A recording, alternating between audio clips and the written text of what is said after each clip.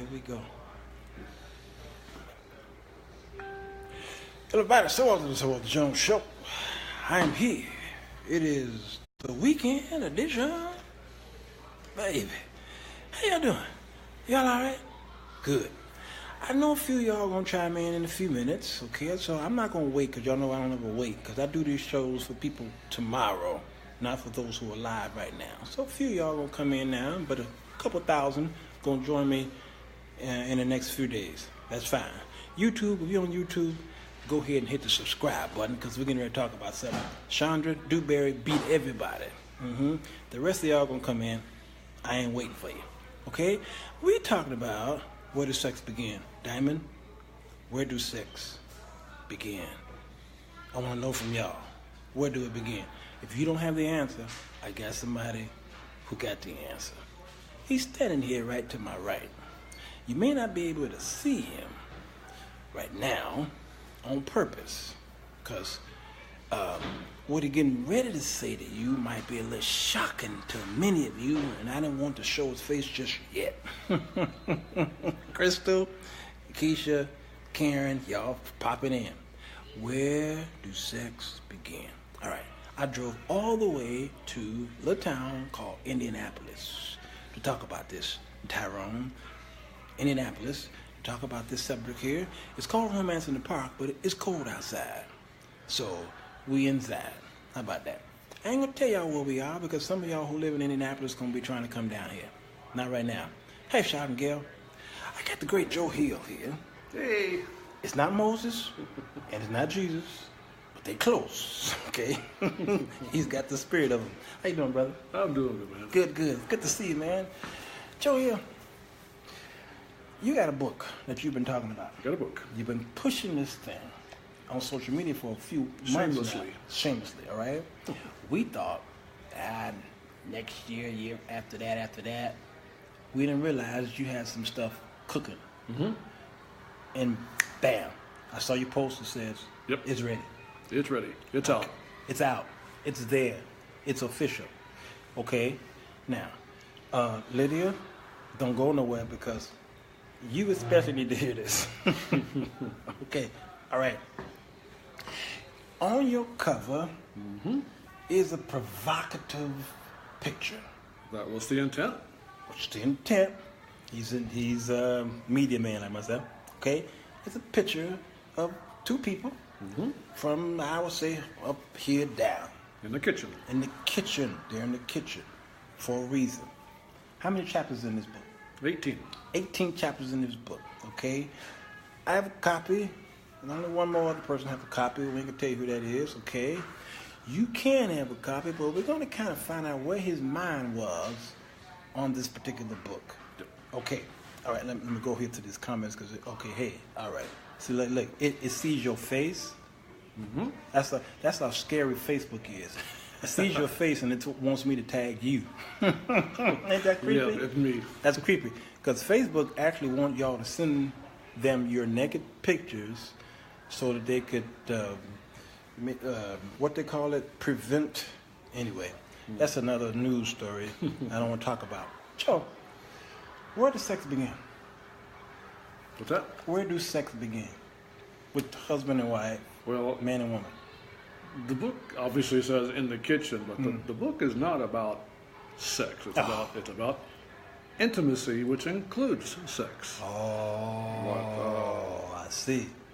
Women and men have a different philosophy and approach to intimacy. With intimacy in men, it's like 30 seconds of heavy breathing and a destination plate.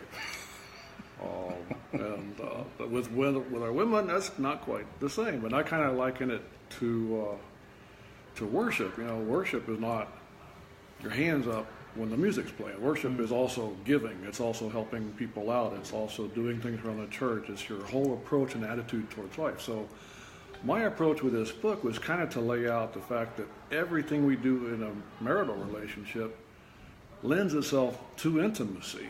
So intimacy is an attitude, it's an approach, it's not an act or a destination. And I think women get it.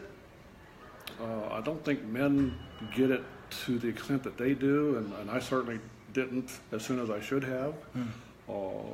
which is kind of why I came up with hopefully a concept that men would read, although most of the comments so far are coming from women. The comments are coming from women. The reviews are coming from women. Why do you think the reviews are coming from women? I forgot to factor in that men are not good readers. They're not. That's so true. That's so true. We look at stuff from the surface, we'll scan it, and we'll move on. Right. But why do you think men don't get it? There's either I'm just speaking from my personal experience, and if you read the book, the whole book is about kind of where I was at. I'm recently divorced after 36 years of marriage, but this one hurt a lot. I lost my wife, my lover, my best friend, and I went through some months. And when I'm down, I write. That's kind of my outlook, my way to kind of cope with things. And so I had a lot of time to reflect on things, and looking back, and I knew what I did wrong at the time. I knew that there were things that I should be doing. But men, in general, kind of have a prideful attitude. They want to think, as king of the jungles, we know it. Women will just kind of fall in place. If we don't know it, we're afraid or too proud to admit we don't know it. And in my case, I was less like a deer in the headlights. I knew it, but I was so offended that my wife didn't love me anymore that I didn't do anything about it. So it was just kind of a stalemate. So I don't think men are completely oblivious. I just think that we don't apply ourselves to the whole relationship as well as women do. And I just kind of want to keep men from going through some of the things that I've been through, the pain, the separation, the seeing your pictures of family on Facebook and social media that you're not there included in anymore. And if I could help a handful of men kind of avoid that issue, that was all I wanted to do. And seeing your family, and then sometimes seeing your family with the new man in the picture. That's where I was. Yeah. Very difficult. Do you think your ex-wife could have written this book? I'm sorry? Do you think your ex-wife could have wrote this book herself? I think she probably could have written a lot of it. Yeah. I kind of went out on a limb writing a book for men how to treat women without actually interviewing a whole lot of women, but using 36 years of marriage. And I think that there's a lot of information out now. Men are from Mars, women from Venus, things like that. That they have a good idea of what they want. Yeah, she probably could have written most of this book. It may not have come through in the same structure that I put it through, because I was writing from a point of loss, disappointment, horrible regret. But yeah, I think most women that are reading this that are talking about it are surprised at how much we have nailed what's going on in our minds. That's true. We have a lot going on in our minds. Why the kitchen, though? Well, what happens in the kitchen? I just kind of use the kitchen. The kitchen's kind of if you look at a house, the kitchen's kind of the hub of the domestic situations where you start your day in the kitchen, you cook your meals, your substance, your food, all that good stuff comes from the kitchen. You end. So it's just kind of a casual outside of the bedroom, and the whole idea was, sex not related to an event on your bed. Sex starts in the morning when you get up and have your coffee and sitting there and conversing over the newspaper or talking about the day before you go to work, and it's where it might end at the end of the day when you come back and you're having your dinner, before you relax or go to bed or watch TV or whatever. So. Okay. I agree with you. And I'm trying to see if I can put my screen back down. I don't know what I'm doing here. You lost your screen. Yeah, they still watching, but it's just that. All right, there you go. Yeah, sorry, y'all. I went away for some reason. Okay, so that's that whole kitchen thing. Divorce is a death of a sort. It is, Crystal. You agree with that? Yep. It is. I do. It's horrible. Yeah. Even and in our case, all of our kids were adult kids with their own family, and it was still devastating. When you build your life creating a family unit like you're supposed to biblically, and the two people who create it, we had a blended family to begin with, and we spent 20 years bringing it together, and then when I don't do what I'm supposed to do and follow through and it falls apart, it's not just two people. It's, and this happens in any divorce, and it's even more devastating when you have younger kids. Because I went through this once before when my kids were under, 10 years and under. So it's a separation anxiety that not just two people. It's a rippling effect that affects people for years. So. Yes. Can you remember some of the names, some of the titles of the chapters? Yeah, the very first chapter is Dating Does Not End in I Do. And I go into extensive discussion on how men kind of use the conquest, getting their wife, and then once they get it, they kind of set her on a shelf like they won a prize at a carnival. Now they don't have to do anything to earn her. So I go into the reasoning behind dating I do is doesn't end in I do, and the importance of continuing that and different ways you can do that. We go into a chapter called The Lost Art of Conversation, which is not just talking. It's communicating. And, this is one of the big threes for divorce. There's a chapter in there called Work That Vacuum. Wow. Talking about how important it is for men to assume the responsibility of the home, and maintenance, not just, fixing things, but cleaning and cooking. Excuse me. There's a chapter on there about knowing how and when to fight. That was my biggest downfall. I'm not a fighter. I don't like to fight. Same here. But sometimes conflict resolution requires a fight, a debate, an argument, done correctly. Right. There's a chapter in there called Letting Her Fly, talking about how important it is to build up your ladies, and if they have dreams and aspirations and things that don't involve you, but that you can help support, getting her out. So we talk about that a little bit. 18 chapters, and I'm drawing a blank on them. We talk about, it's 10 o'clock here, and I'm drawing a blank. So it really kind of go tooth and nail from everything that does not have to do with sex, and of course the last chapter is about sex. Okay. And I'm not a Masters and Johnson guy, and I am upfront about it. But there's the female body. We go into different parts. We go into common erogenous zones, and then we go into talking about places that you should experiment, and we talk about the sexual positions, and we go into things that the church doesn't talk about. And I really kind of hold the church in contempt sometimes. We have divorce recovery classes in every church you go to, but find a sex class, find a marital class that talks about intimacy, and it's hard to do. We talk about if you're looking for your Bathsheba, you're going to find her. So we kind of lay out some pitfalls for men to fall into, but all in all, there's about 18 different chapters that really covers just a little bit of everything, complimenting her. Those moments that you shouldn't forget, those just because tokens of appreciation. So I think it's a pretty exhaustive book for men, and yet it's less than 200 pages, so they should be able to go through it pretty easy. So it is a man's manual for his woman, in a sense. What's that? It's more like a man's manual. It is. My approach really was, we assume that men kind of know things when they go into marriage, but there's no marriage manual. No. There's no baby if manual. If you're in any other religion, Catholics or whatever, they have marriage classes. You have to go through almost like a catechism before you get married. We don't do that. If you have a license, we'll say I do, and you're done. So this to me is just kind of 37 years of relationship experience with women that I've accumulated that would have served me better had I applied it. It wasn't that I didn't know it, but I just didn't apply it. So I kind of approached the book in the introduction. If you read it, we talk about AA programs, and if you're trying to get to sobriety, you don't learn from someone who's never had a failure, who's never had a drink. You learn from someone who's been there and fallen off the wagon, knows what a hangover is, and knows how to recover. So I kind of approach marriage the same way. I'm coming at it as, look, I didn't do this right. I knew how to do it. I didn't do it. I didn't apply it. This is what it cost me. This is how I feel about it.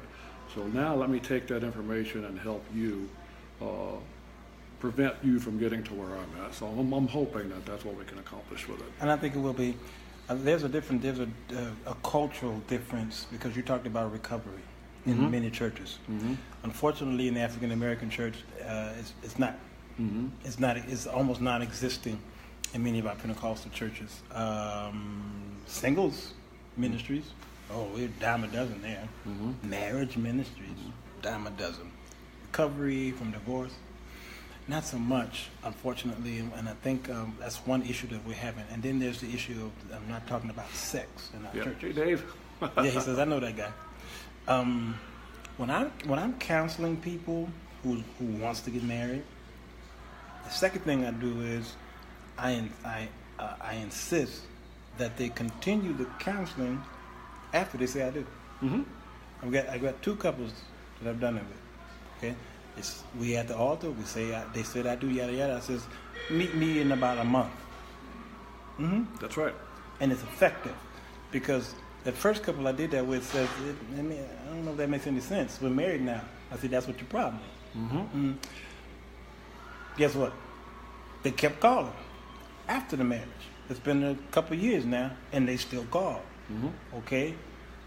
And I think this is apropos to what you're saying in your book. We got married. Now I don't have to date her anymore. Right. So I don't have to talk. I don't have to, no more of that taking out to going to the movies. No more going for walks. No more flowers and chocolate and no pillow talk. Okay, none of that stuff because we're married now. I got you. Yeah. As if that was the goal in marriage. I got this prize, and I'll pull the prize out only when it's, how Thanksgiving comes around and we pull out the plates. But we have a vase that we keep the plates in. Right. We don't touch them until Thanksgiving or Christmas. Right. I think that's how our relationships have turned into our marriages have. Yeah. You saw that in yours? I did. You did. And, we look at like that for better or for worse as kind of a yoke. We don't understand that that's not a law.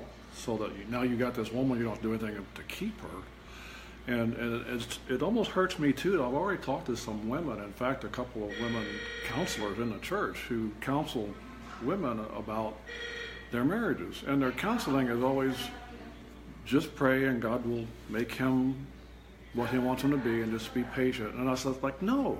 And I'll say this because I don't have any credentials to lose. But that's just not the way. It's inconsistent to teach people that we should be all that we should be in Christ because we're children of God. But if you're a wife of a husband who doesn't take care of you, just pray about it. And that bothers me to no end. And it also tells me I'm doing something I should be doing because if women really believe that, then maybe women should be reading the book too. Ooh-wee. Which I think women should read the book. I mean, I know men are from Mars, women are from Venus. I think that's the one. That was for couples. And I don't agree with that, but okay. I don't agree with it either. I fought that tooth and nail, but he did his thing. Steve Colvin or whatever his name is. Okay, I get that concept. Hey, Alvin's here. Why wasn't I invited? He's saying. Well, he didn't know I was here, and I didn't know he was here. We're really not here. We're far away. We're really not here. We're not at the casino, Alvin, not this time. Okay? So what you're trying to say in this book that I want you guys to order, okay, is it's based around things that men have dropped off. It's like dropping your kids off at the babysitter. Yeah. Okay, that's when we got married. We just dropped it off and said, "I'll get to it when I have a feeling. Yeah. When I feel like talking, when I feel like taking you out, when I feel like sex, I'm gonna do it." That last chapter about the sex part. How in depth do you get in there? I'm sorry? How in depth you get with the sex part, and why did you choose to go the way you did in that last chapter? That's easy. Again, going back to the way the church is set up, and again, since I don't have credentials to lose, almost will put it out there. We expect virginity until marriage, and then at marriage we expect people to be infamous lovers and know everything there is to know about sex, and that's just not the way it's going to work. And especially in the Christian circles, men don't. We'll get together. We'll talk about pretty much everything, but the guys I run with don't talk about sex with their wives. True. So there's two ways they can learn it. They can do their own research, which ain't going to happen, or they can go to porn, which is probably more than likely that they do go to. So I just wanted to lay out the book on the chapter on sex is really in two different parts. One on the first part is all about the anatomy, and basically just laying out that the body is this beautiful journey. It's not just first, second, third base and home plate like we've been trained from church camp. Yeah, I said it. True. Church camp. And just trying to get men used to the idea that if your sex is your destination, you've missed a whole beautiful journey in between there. And there's just so I go through the female anatomy of parts, and I name them by part. And there's common knowledge. Females all have very similar zones, erogenous zones that have stimulus and nerves that they all pretty much respond to equally. But then beyond that, everyone has different nuances, different things they like their feet or whatever.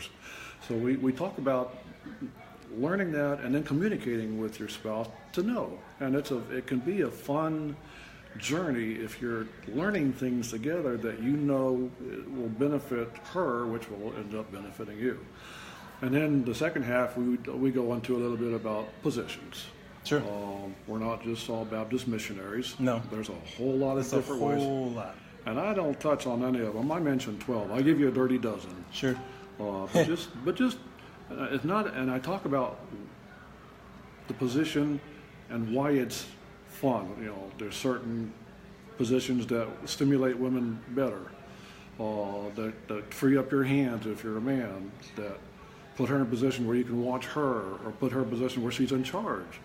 So that in addition to describing the position, we talk about how they're beneficial mutually. And it's just things that you, again, are not going to learn in a church. You're not going to go to a Baptist church or an AG church and have a class on sexual techniques.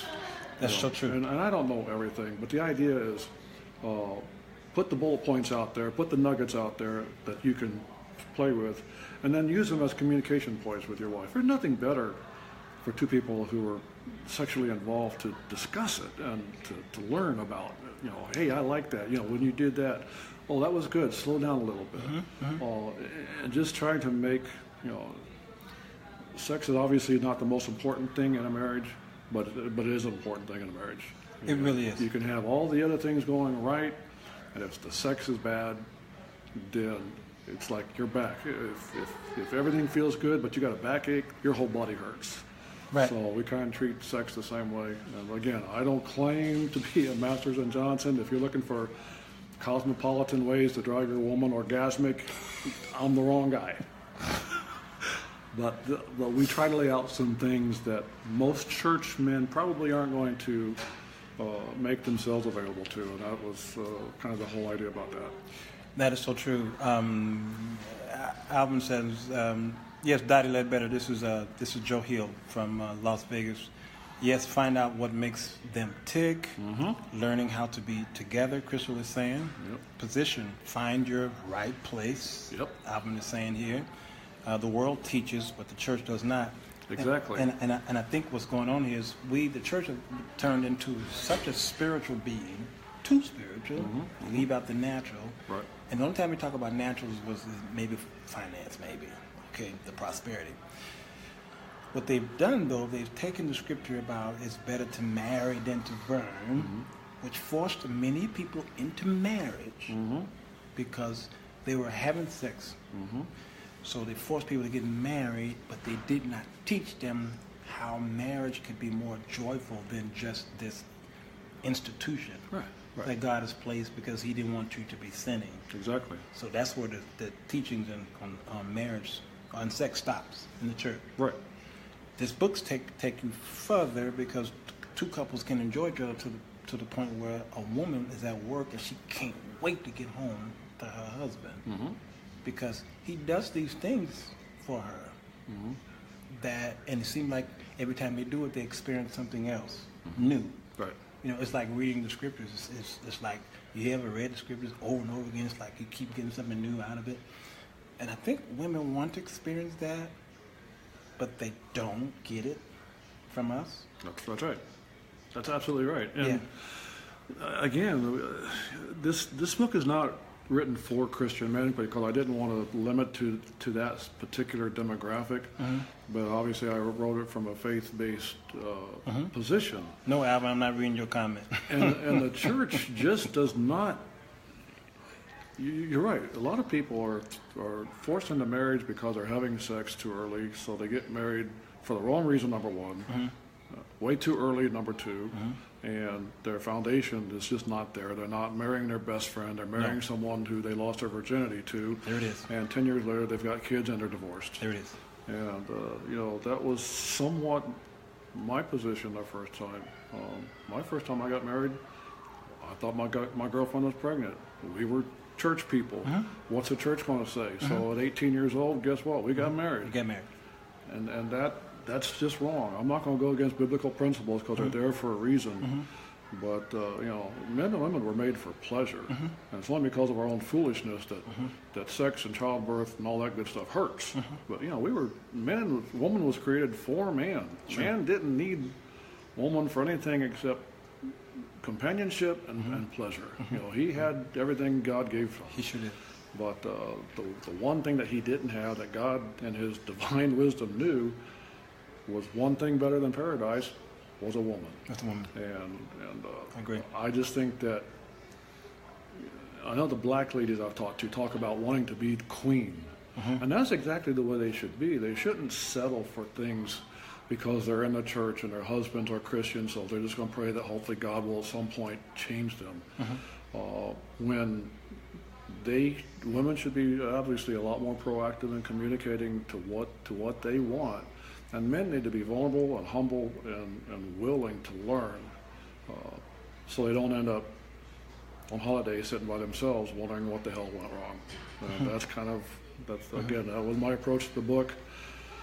Writing it was good therapy for me. I'm a blogger, and I started writing it kind of just to get some stuff, and then started taking on a life of its own, and I was able to form a chapter outline, and it's like, hey, I can do this. So again, as you read through the book, you'll feel kind of the hurt and the pain, and the reason why I didn't set myself up as a know-it-all expert, but that I wanted to write it from a point of perspective of don't go there if you don't have to go there. Don't feel this way if you don't have to feel that way. Do something different now.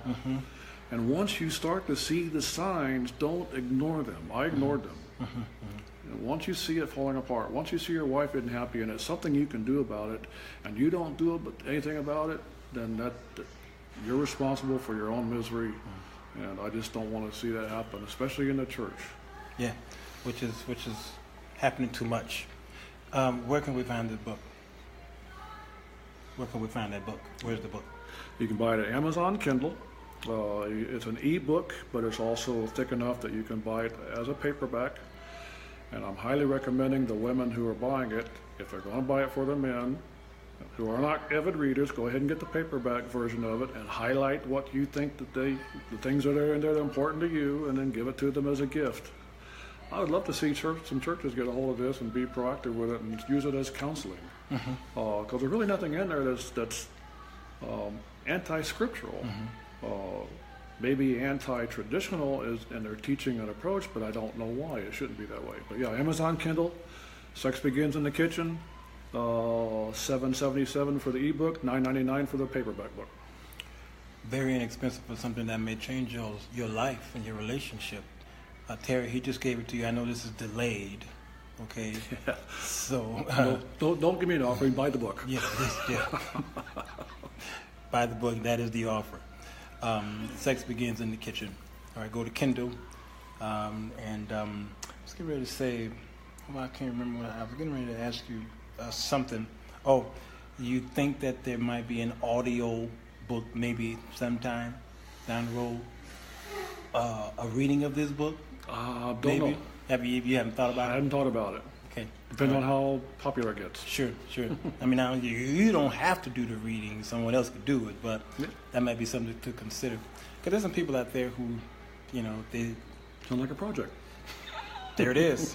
Okay, because some people they read better by letting you read. Mm-hmm. They're in the car or they're in the bed and they got their iPads on. Okay. So Sex Begins in the Kitchen. I think it's a great concept. It's a great book. I haven't read it yet. I'm going to do a show on this. This is just a precursor to the show I'm going to do in my home office. I'm going to chop up every chapter, all right? Like I did Joyce A. Graham's book. I don't know if she's here. I don't see her.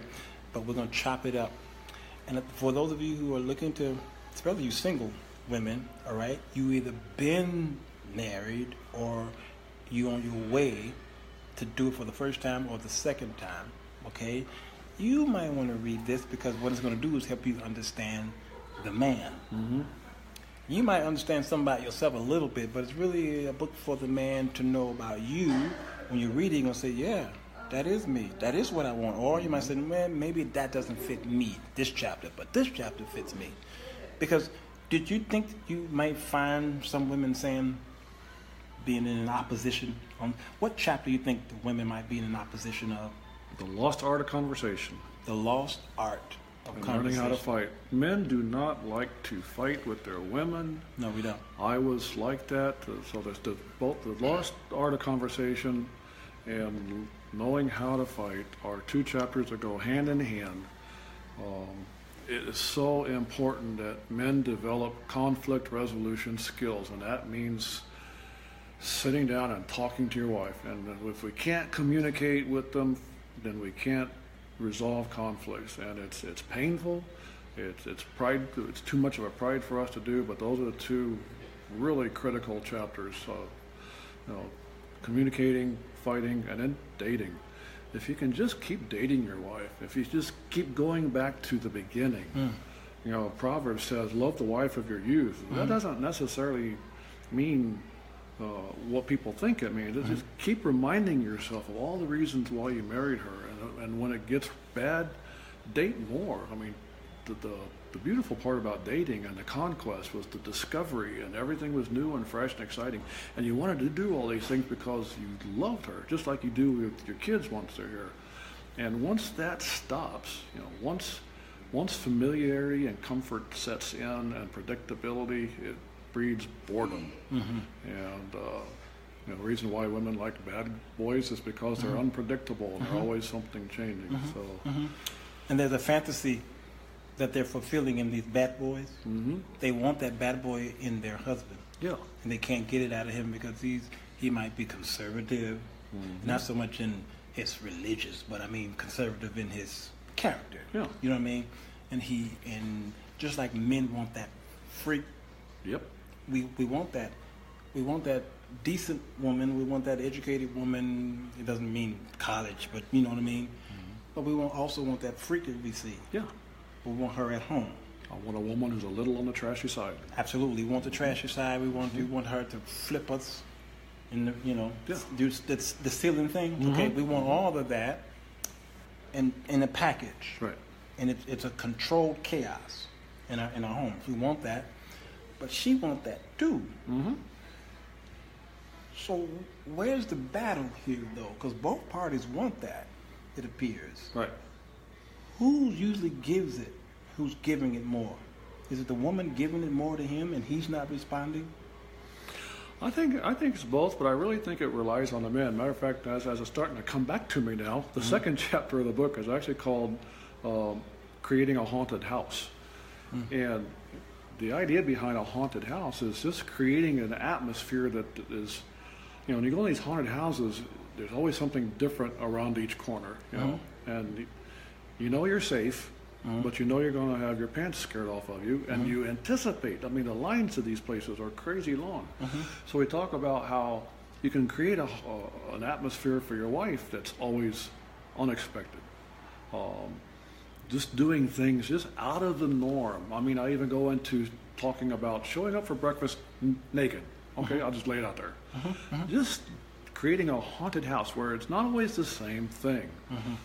So that's one of the things. So familiarity and comfortability and predictability are cancers and so yeah, it's important that through the dating process, through doing things in the house, depending on if the children are around, just there's ways to keep your love exciting. There's probably one line in the book that I would say sums up the book real good towards the back of it, is if you shouldn't be able to look at a couple's countenance or look at how they can't keep their hands off of each other to tell how long they've been married. True. And that's kind of the approach that I take to the book. That's good. Funny you should say that. Shantae Charles is here. All right, Shantae, I'm about to expose you, okay? You know Shantae? Yep, I know Shantae. Okay. Shantae, I call her my fact checker. Shantae, husband just got like a hip replacement, all right? And she hit us up for prayers for him. And she was videoing him from the hospital room, okay? And she pointed the video at her face. She didn't show his face, and she let him talk. While I'm watching the video, I'm seeing this woman's love for her husband. Those two, and I told her that, didn't I not, Shantae? I saw this woman's adoration and love and desire for her husband. And they didn't just get married last week. All right, they've been together for a little while. But you would not know. You would think they just hooked up. And that's the way it should be. There shouldn't be the honeymoon is over. It's a cliche that everyone says. The honeymoon's over. And it happens because you have to settle into working and the bills and everything comes. But the newness of the relationship shouldn't be over. We all see those videos on social media of people have been married 70 years and they still hold hands, they still kiss, and there's just no reason why women should settle for anything less than what they want, and why men shouldn't step up to do that. So I think we've had it ass backwards for a long time, and I'm guilty of it. I'm a two-time loser when it comes to that, so now I'm going to be a coach. But I just think there's a lot better ways we can do it. So many women suffer because they want to fall in love, and they felt that the right man is standing right there, and then they go out and do a lot of great things to each other before marriage, and it gives her hope. Unfortunately, after the I do, it becomes false hope because he turns into another man. Something psychological happens when he says I do. Something psychological happens to her too when she says I do. Yes. It's just the opposite. She's expecting more grandeur, more completeness, things that she might even see on TV and the big screen. He don't really see that. I think he sees responsibility in a sense. Maybe I think that's why psychologically women put so much into the wedding, because that wedding is where her mind is saying this should be every day. This is the fantasy of.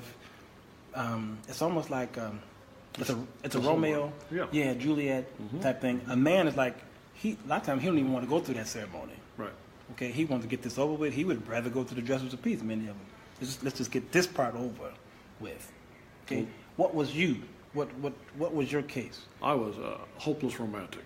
I remember dates. I can still tell you dates and things we did. And I'm a very sentimental person by nature, and that didn't help my case any because I still didn't apply. But as far as those things go, but there's also a physiological thing that takes place with women too, especially at childbirth. Once women become mothers, and children are involved, and their needs have to center around that new baby. Not that she loves the husband less, but now she's got someone who needs her more than that husband does. But as far as how it happens after the marriage, again, I go back to the fact that should just be something that's communicated, just like your ideas on philosophies of politics or sex. You need to learn what your spouse is, how he's wired, he or she. Before you get to that point, don't make adjustments for them after the fact. Once you find out, when I'm talking about the marriage, I talk about this guy goes out and he's got this beautiful house in mind, and he finds his house and it's perfect house. It's exactly what, so he snatches it off the market before someone else can get a hold of it. And he lives in this house for 5-6 months, and all of a sudden he starts to see all the tile over there is cracked, and all that chandelier is missing a light, and all that baseboard's got some chips in it, and all of a sudden this beautiful house becomes this list of things that are wrong. And I talk about how we are very quick as men to do the same thing in relationships. We fall out of love because we see this list of things that we either didn't see or we ignored in the dating process in the marriage. But as soon as we're living with this person every day, it's like, oh, I don't like the way she does that. That kind of bothers me a little bit. And so, women who find themselves in a position where they didn't discuss these things, actually, couples discuss these things before marriage, to know how each other's wired, how they respond, what they need, how affectionate they are, how they were raised. Were they raised with affection? Did they see it? Is it natural? Does it have to be taught? If they don't talk about these things, including sex, then it's really important that afterwards they communicate these things more so, because if they don't, then they just expect the other people to know. It just happens too much, and it shouldn't be that way. I think men. I'm gonna conclude this by saying men are in a status quo. My father was a carpenter. All my life, that's what he's been. He will walk in your house if you invited him to dinner. And when he walks into your house, guess what he's going to see? He's going to look around your house, maybe not on purpose, but it is innate in him to see things that are incomplete first. Then he's going to see things that are complete. Right. And he can't really enjoy your company or your dinner because he's looking at that unpainted corner. Right. I've seen this all my life. Yep. To the point where my mom had to say, eat your food, baby. This ain't your house. You can't go around fixing it. Right. I was young and didn't understand it, but as I got older, I understood. Because when I would go to concerts, and Alvin can attest to this, when I would go to concerts, whether it was a child or someone youthful or an adult, I'm trying to enjoy the concert, but I'm hearing this piano player, and he's playing his chord in a way that I don't think he should be playing it. Yeah. But it's not about the piano player, it's about the visuals of what's going on stage. Right, exactly. And I'm cringing in my seat because that piano player is playing some notes that don't seem like they don't belong. The person I'm with says, who knows me, says, Walter, tune out the piano player. Your daughter is dancing on stage. Right. You see what I'm saying? It's all about focus, and I talk about that. I talk about how, when you get married, you've got this wide-angle lens. You see your spouse for the whole person they are, the beautiful person. Once you trade that wide-angle lens in on a microscope, 10, 20, 30 high-powered, and you're not seeing this person, you're seeing this flaw. Just like that old house, you become the sum of the list of your flaws, because the whole person is no longer being seen for the value they are. Your spouse is just focusing in on the things that are not good, the things that he or she feels like they should fix. And you lose, again, you're only seeing what's in that little microscopic vision. And I will say, I think to some point, that kind of happened with me. I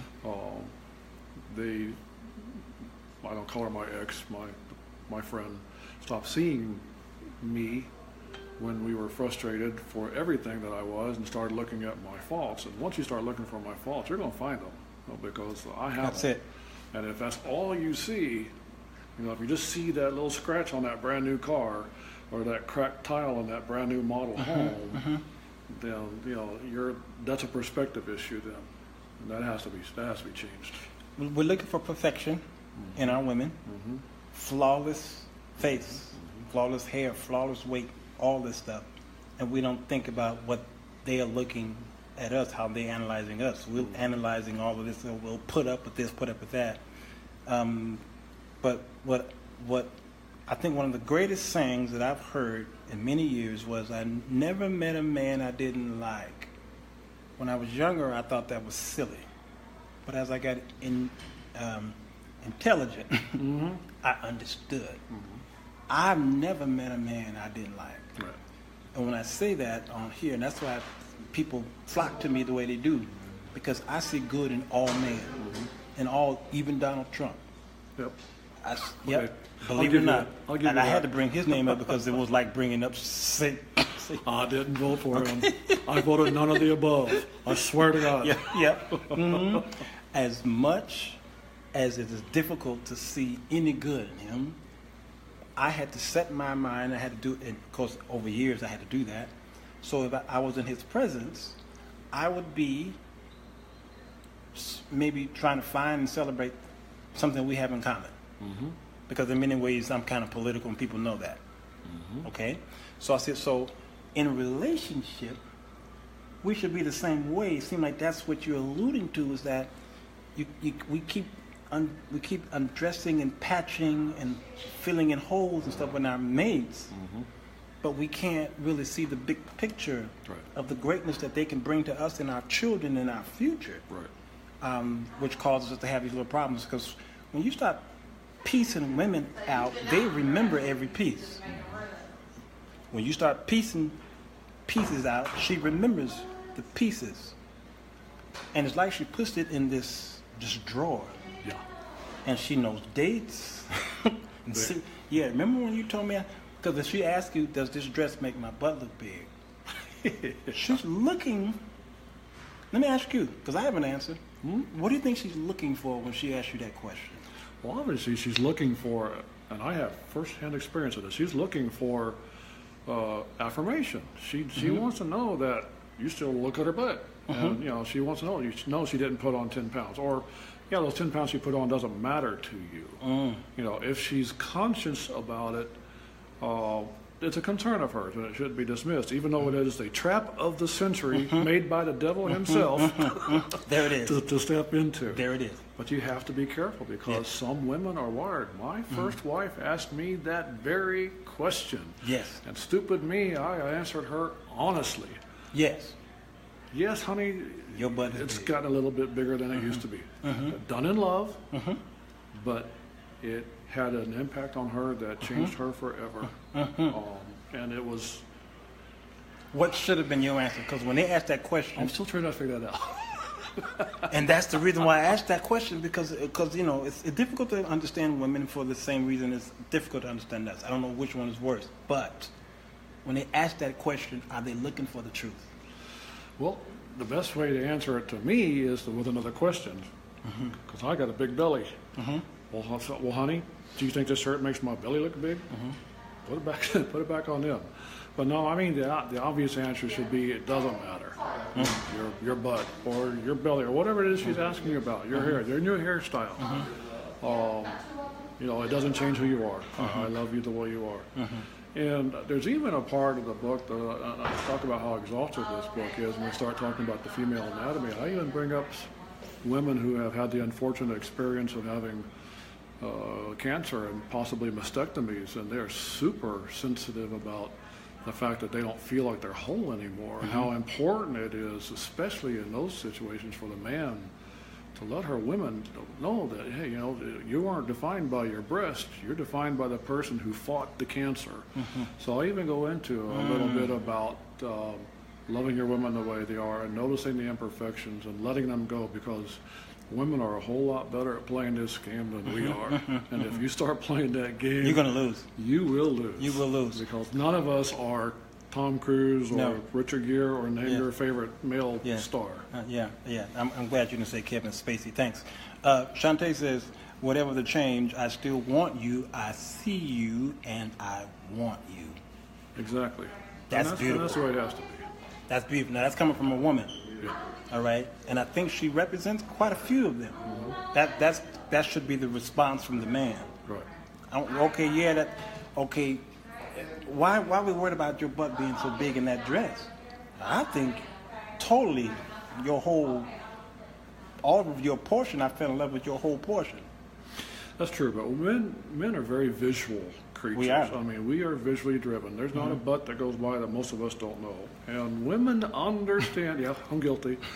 Women understand this, and they are also hit every day by media telling them what they're supposed to look like, what's the model woman, and they're Every always year fighting this different, concept. up and down.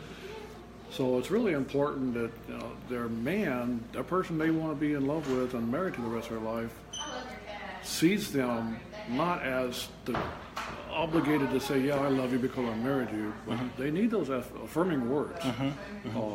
They need to know that, hey, I still watch you walk out of the room.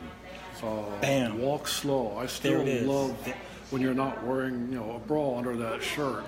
They like to hear that stuff, and there's nothing wrong with the Christian man talking about liking his wife's body. And as long as you're doing that, and you're doing that from day one, and you never stop. Never stop. That's the thing. Once you stop, yes, she stopped. You got to start all over again, and it's the starting over that's the hard part. So. Waiting to Exhale, one of the greatest scene in that movie, which is weird, is when, what's her name? She walked away from the Hines guy, the tap dancer, Hines. What's his name? He died. Okay. She walked away from him. He was at home. Y'all help me out with his name. Loretta Devine. She walked away from him, and she was saying to herself out loud, I wonder, is he looking at me? And then she turned around, and she says, because she spotted him looking. Yep. That scene right there resonates with me every time. I don't remember nothing else in that movie but that. There's another movie just like that called Breaking Up with Jennifer Aniston. Wow. Where she walks out of the room with nothing on, slowly. Knowing that it draws attention. Women understand that men are visual creatures. They understand it. So the understanding how we think, that's how they want us to respond. I know you're watching my butt, so tell me how good it looks. There it is. So that's all there is to it. And if we can't do that honestly, we got to figure out a way to fake it. Man, we gotta figure that out, because they put so much attention into what they look like on the outward appearance. They do, whether it's in the mirror or whether it's in the closet or what have you, and they want you to recognize it, even if they only shade their hair is black now, it's a little off black. Like you're supposed to spot that. You better spot it if that's your woman. But here's the thing, I tell men all the time when they're having these challenges, it says, recognize something that you never recognized before. And tell her. Yeah. Tell her. And the whole thing about the walking away, I use it all the time. I tell the men, when she's walking away, tell her, I'm looking at you. Slow down. Slow down. Hey, yes. come back here and do that again. Do it. Yep. It works every time, man. But try and mean it, though. Yeah. I want you to keep saying that till it gets to your psyche that, I really do like when she walks away. Yeah, I mean, it's like we talk about a woman's eyes. If you keep looking at her eyes all through the years, the eyes never changed. They for 40, 50, 60 years, they're going to still be that pretty crystal blue or whatever you looked at. And you train yourself in conversation by looking into her eyes. So if you do the same thing with her body, when watch her undress, watch her get dressed, help her undress. There it is. And it doesn't even have to be with sex in mind. Just showing ways to say, hey man, write her limericks. I talk about how writing limericks, and I even give a few examples. Little things about her body. Let her know that you're interested in sex. Don't just, go to bed and, hey, we haven't had sex in 2 weeks. What do you think? I did that a couple times. I know. It happens. I think all men done that. Yeah. Both, especially when they both work outside the house. It's like, well, we haven't had sex in 3 weeks. I know we should have sex. Yeah, it's so boring. It's a chore. Yeah. Take out the garbage. It should not be a chore. Take out the garbage. And that's exactly what happened in the movie Temptation by Tyler Perry. He wrote a beautiful portion, a beautiful scene where the woman who was married, the office man would walk in and tell her everything about things that her husband didn't notice, about her facial things, and about her skin, her bone and muscle and all that stuff. She got excited. Yeah. But when she went home and says, tell me about myself, babe, he was like, let's have sex. Yeah. She was like, really? Yep. She went back to work. Before you know, the next scene, they having sex, okay? Because it wasn't her husband. And again, I woke up to that scene again. There it is. This psychological, and I like what Shantae says, get a PhD in your spouse and study them. Absolutely. That's the whole thing. We miss so many great opportunities in the physiological in our women. We miss it. And that's why I talk about how the whole book is not about sex, but it's about intimacy. Intimacy, As yes. long as you're keeping your wife in the mood to be intimate, you know, by doing all these other little things, you know, all along the way. I think I talked to you about one time, it's like getting into a cold car in Chicago and starting it up and expecting it to be hot. Yes. It ain't going to happen that Not way. gonna happen. You know, so this book will hopefully kind of teach you some ways to keep the engine running, so to speak, you know, with all the little things you do, cleaning, letting her have a girls' night out. Fathers should never use the term babysitting if it's their kids. They're watching their kids. That's you know. true. But you know, every one of the chapters talks about intimacy. We talk about chivalry. Chivalry did not die in feminism. That's one of the chapters. That's good. So you know, again, it's just one book of 18 chapters but it all is linked to intimacy. Yeah. The way I think women define it more so than men, and how we can easily learn by talking to our women and getting an idea of, you know, kind of what they want and how that purring engine that's going all week long is ready for you on the weekend if that's your thing. So you're not just jumping in and, hey, babe, let's have sex. They don't work that way unless you're really, really good. And if she was wanting sex, that might even turn her off because she's looking for the leading man. Right. In the movie, that's what the bedroom turns into, and it's not so much. It doesn't really start there. It starts in the kitchen. Okay. Yeah, foreplay is a four-letter word to me, and I don't understand why. Because I don't even like the word foreplay because it implies something you do before the big thing, and that's just, to me, that's not what sex is about. You know, No. It's you're starting the journey. You're taking pit stops, and you're looking at the signs along the way, and you're appreciating it, so that the journey is as climatic as the destination. You know, it doesn't even have to end at a destination. You could get lost in all kinds of things. We kind of don't. Men don't go that direction, and I'm kind of hoping that maybe they can get a better idea of, you know, prolonging the experience in a way that the women want us to. And that's really, if your woman's happy, then it's because of you. If she's not happy, it's because of you. End by saying this. I said that before. This time I'm for real. If you want a good gourmet meal, you gotta wait, right? You go to McDonald's, Burger King for something really quick, Right. all right? Instant cocoa, all that stuff. But you want a good gourmet meal, you wait. So you take your woman somewhere where you're gonna wait a while. You may have to wait an hour. Some places 2 hours before you even sitting down. Yeah. Okay, in Chicago, before you even sitting down, and then when you sit down, you got to order, and then it's going to be another 30 minutes before your food gets there. You did all of that because you knew that that meal was worth it. You want to practice, whether it's a medical practice, a psychology practice, you went to school for 4, 6, 8 years to obtain that practice, okay? So that you can buy this house, and you can maybe, buy this expensive car, what have you. When it comes to our women, okay, you want sex.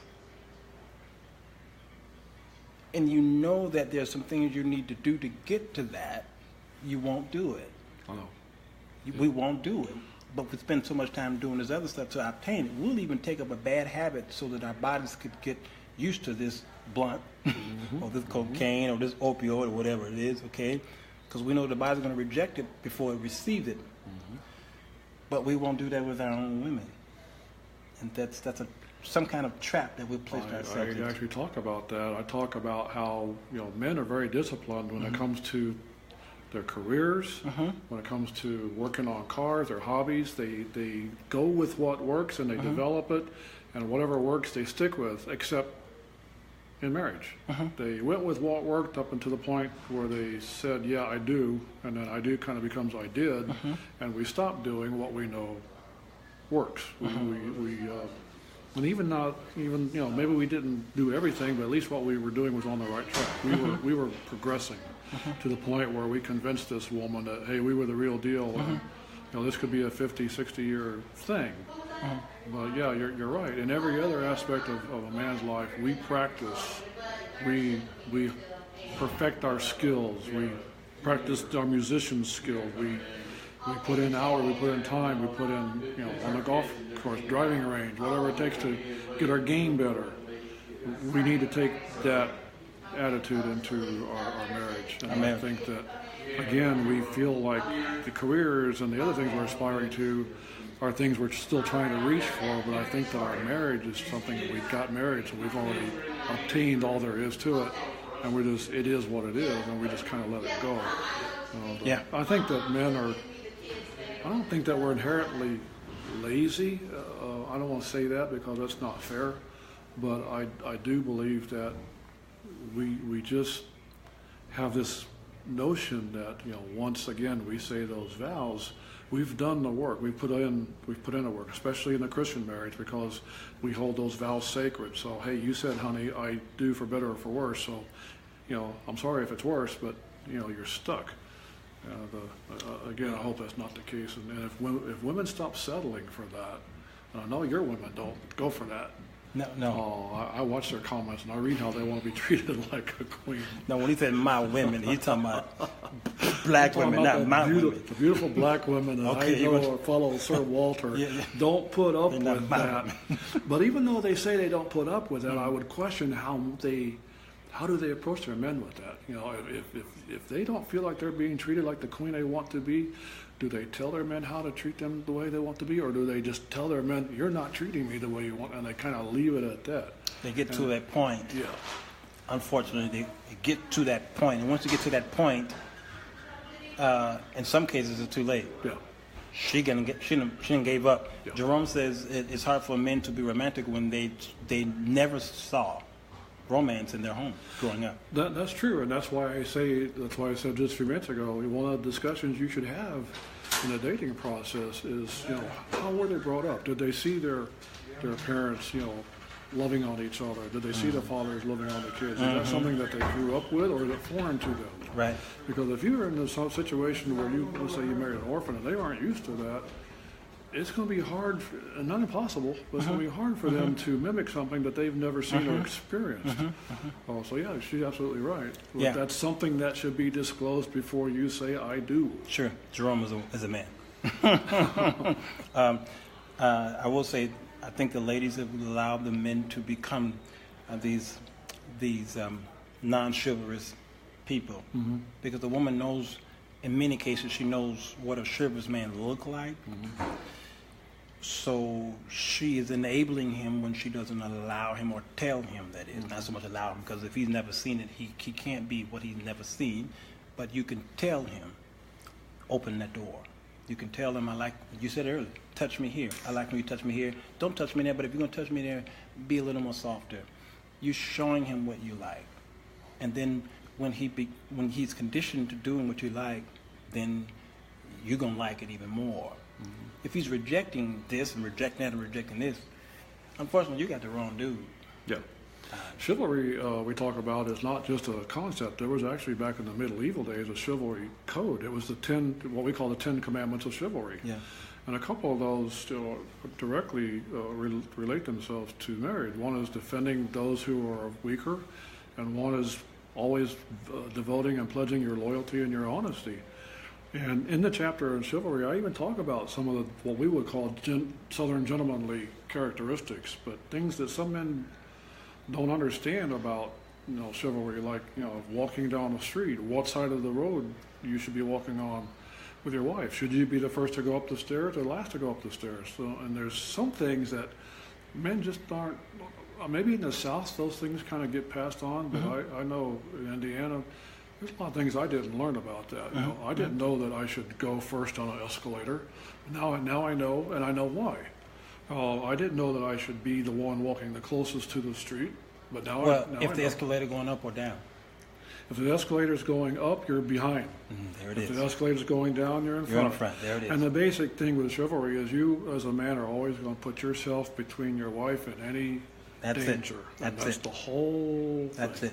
That's why when y'all are walking down the street, who walks on the curb? You or her. But something that simple, men aren't. We're now generally wired taught. to that. Yeah. And a good woman, well, not so much a good woman, but a woman who understands it will push her man on the other side. Okay, says, I belong over here. Yeah. Okay, because she knows. You're supposed to be protecting me. A man should not get offended by that. No. Because he may not be thinking about it.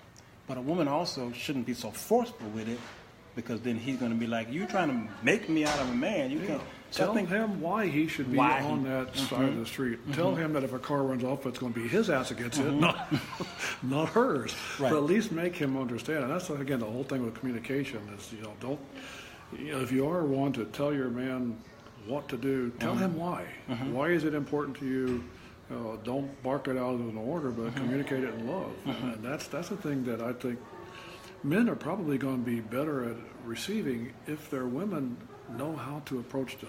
That's true. Our coaches can get away with kicking us in the butt. Right. Our bosses can get away with kicking us in the butt. But if you want us to do something, tell us why it's important to you that Why we do is it it that way, important? and make us understand and hear. And more times than not, that's exactly how we'll do it, because that's what we don't want conflict. We don't want conflict. Yeah. And make it fun. You can actually make it enjoyable. fun. Make it fun. Yeah, make a game out of it. I think that because I always say there's a little boy in all men. It really is. All right. Well, we have a generation that is not being taught taught. Right. That's right. Titus. That's right. 2. She's right. She's always right. Yeah. Okay. Karen says it's true. As a young man, my mom would stop walking until I took my rightful place next to the curb. Yep. There it is. Elder Tyrone. That's my brother-in-law. But that's right. Yeah. So ladies, you should do that. Do what Tyrone's mom would do. Yeah. And ladies, stay in the car. If a man gets out and he on his way to the restaurant, let him go in there by himself until he realizes, oops, babe, you're not going to get out? Well, no, I'm not going to get out. Yep. Until you open that door for me. I know back in the day, the dad would be watching the little girl, and if the date or whoever was picking her up didn't open that door for her, that was the end of the day before it started. It was over. Absolutely. It was over. And my dad's from Mississippi, so I kind of know that stuff. Jackson, Mississippi, same here. I think the one thing that does baffle me, though, they did not plan in chivalry revolving doors in public buildings. Who goes through that revolving door first? That's a mystery. Ooh, that's a mystery. That might be who came first, the chicken or the egg. You see what I'm saying? That's the mystery, because there takes strength on some of those revolving doors. And when she has to push that, but yet she should be first indoors, the revolving door may change that whole narrative there. That's true. I mean, there's really not a... If you go downtown Chicago... It's like playing roulette. You don't know where the danger's at. You don't know revolving you see what I'm saying? So I think the men should go first, because there's takes some brute on some of those doors, especially when the wind is blowing downtown. If they're the first to approach the street, then that probably would be the That probably be it. All right. I thought I'd help y'all out there. Joe Hill, I want to thank you, man. We did a good hour and 8 minutes. It's supposed to be 30 minutes, but seemed like 10 minutes. It feels like it. I got a 2.5 hour ride back home to Chicago, so pray for me, and also pray for Joe Hill's parents for their health and their strength and mentality, because sickness can come and cause those who are sick to think certain things. Yeah. And so let's pray for him. He's here. He doesn't live here, but he's here visiting his parents. Yeah. Joe Hill's a good man. I tell you, sometimes I'm left speechless on how intelligent he is. For a white guy, he's pretty smart. I said that. Yeah, I did. But I also want to thank God for him, because we don't always agree, and y'all see it on Facebook. But one thing that y'all have to understand, there's a bromance thing going on here, and I likes women's, he likes women's. You like butts? Don't get it twisted. Don't get it twisted. Yeah. Sir Mix-a-Lot had it right. You see what I'm saying? He had it right. He was the prophet of our day. Okay, Carolyn, Thank you. Good night to you, Antonio. Thank you for your wisdom, man. I saw your Thanks, comments. guys. Appreciate it. Yeah, Shante, you could not honk the horn for a date. Yep, you had to come to the door and knock. Yep, I did an entire show on that.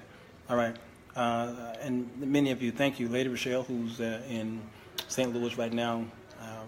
Pray that you get home safe. I think tomorrow you're coming home tomorrow. Crystal, thank you. Barbara, thank you. Tina, thank you. Vanessa, and Lamaria. I love your whole family, by the way. Lydia Davis I was with Lydia Davis yesterday with the crew in St. Louis, and just hospitality. A couple guys on there. I'm encouraged. Yeah. Oh yeah. Yeah. A couple guys are there. Jermaine, great man of God. Denise is there. Latoya, a dear friend of mine, out there in the Midwest. Okay. And the rest of y'all will be in there tomorrow. YouTube, we're going to upload this tomorrow. Okay. Joe Hill, any parting words, man? No, I just appreciate it. Hope you guys understand the reason why you did this. Again, I'm not the expert. I just want to help guys avoid what I've felt the last 7 or 8 months. And if that's a legacy I leave behind and I can have 5 people. I do want to mention that there's a Facebook page under the same title, Sex Begins in the Kitchen, for reviews, but also for discussion. If you read the book and you like something or you question it, it's a public page and anyone can join. And I kind of encourage people to check it out. I've sent a lot of invites out, but it's one more tool we have to use as a forum. And if women and men can't talk to each other, but they can post questions on a page like that we can talk to together, kind of like Dear Abby, and then you can print out the column and say, hey, honey, look what someone said about this. And again, just another way to use the book. The whole idea is not about me making any money, because that's not going to happen. I've been given the gift of poverty, but the idea is just to bring the marriage to something that it was intended to be, and that's something that we don't settle for, that we excel for. You're right. Settle for, excel for. Amen. Karen, thank you so much. All right, y'all. We appreciate it. Hit the share button if you can, okay? Let everybody know about this show. Share it. Buy the book. Let's have a discussion. We'll talk about it this coming week. Let's do a discussion about it. I want to hear what y'all got to say about it. So read the book and let's make it a book club, okay? Good night to you, Maria. Traveling Grace, thank you. Lady Rochelle, thank you for your wisdom. Joe, praying for your parents and safe journey home. Barbara says blessings. Good night, guys. Great show. Thank you, Barbara. Love you guys. All right. Good. Peace.